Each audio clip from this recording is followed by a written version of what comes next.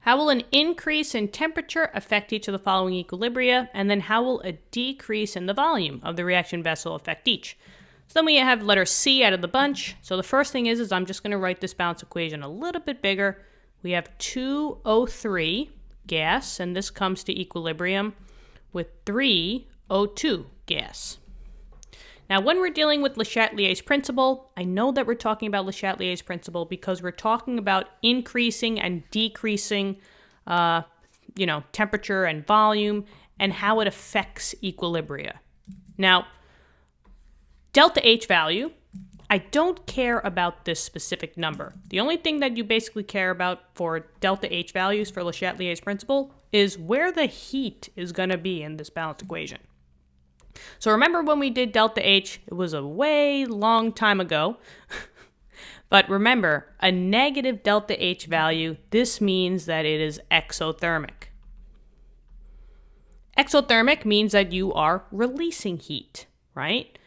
So if you are exothermic and you see that you have this negative value, releasing heat means that the heat is going to be on the product side.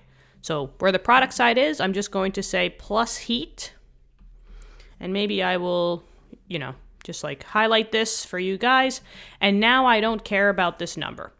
So now I just continue, and here's all the information that I need.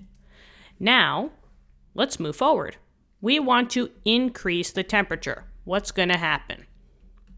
Well, here's the consensus, right? And it's kind of, might be the same for what you might do in real life. It definitely is for me. If you increase the temperature, right? You're jacking up the temperature. It's way too hot.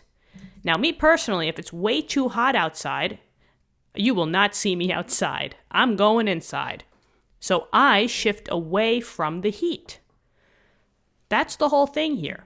Find literally the word heat. That's why we write it down. And if it's way too hot, you shift away from the heat.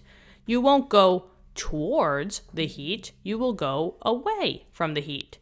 So in this case, you will shift, or maybe if I draw it, I just can't really draw backwards arrows so good. Oh my goodness. I'll go this way, right? So I will shift to the left. And what that really means is that if I go this way, the reactants will increase and the products will decrease. But as far as the answer, they just wanted to know what the effect is. So you're shifting left. That's it.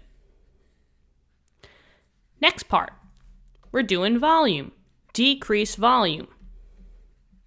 Okay, so here's another idea, right? If you lower the volume, remember the volume is just the space inside the reaction vessel that these molecules can, exist in.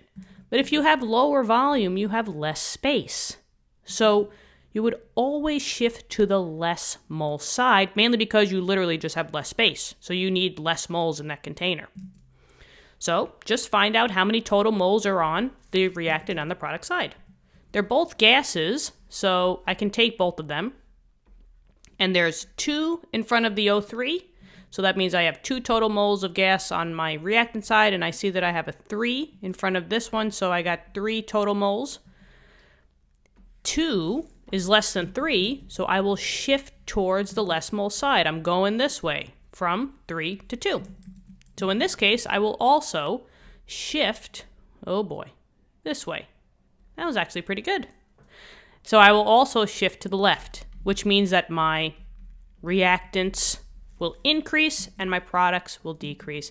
And that's it, guys. That's Le Chatelier's principle. Hopefully this helped. Let me know in the comments. Thank you so much for viewing the video. Subscribe to the channel if you want to help us out. Tell your friends, tell your classmates. They might benefit from this channel as well. I think it's a pretty cool channel. And what do you think? Thank you so much, and I'll see you later. Okay, bye.